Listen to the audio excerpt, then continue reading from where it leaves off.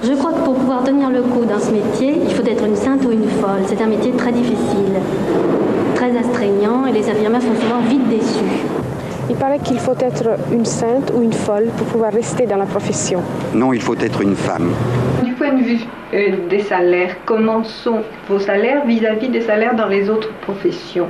Je crois que ça correspond à peu près. Je pense que nous n'avons pas à nous plaindre du salaire. Si nous devons le comparer au salaire d'autres professions féminines.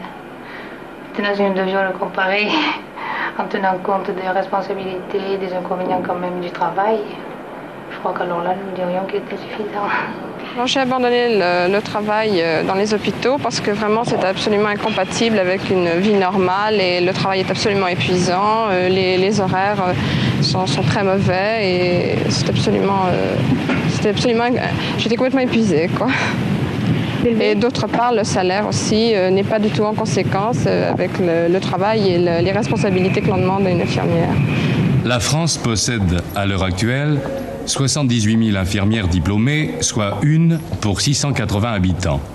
La proportion idéale serait d'1 pour 330 habitants.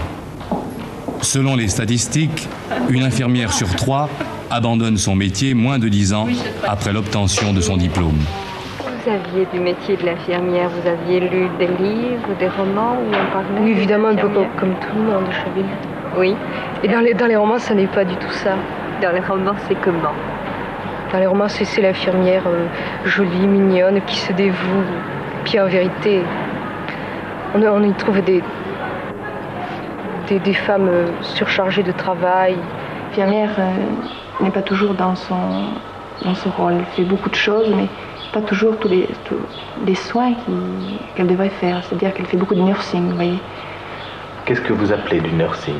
C'est les toilettes, les lits. J'ai découvert que être infirmière, ce n'était pas uniquement faire des pansements, faire des piqûres, soulager physiquement le malade.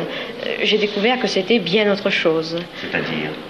C'était, je crois, avant tout, assurer auprès du malade une présence. J'ai reçu d'une dame que j'avais soignée pendant un peu plus d'1 mois une lettre. Et une chose m'avait frappée dans sa lettre.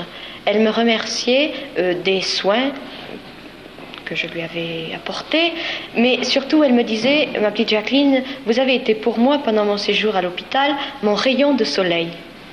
Et ce terme m'a impressionnée.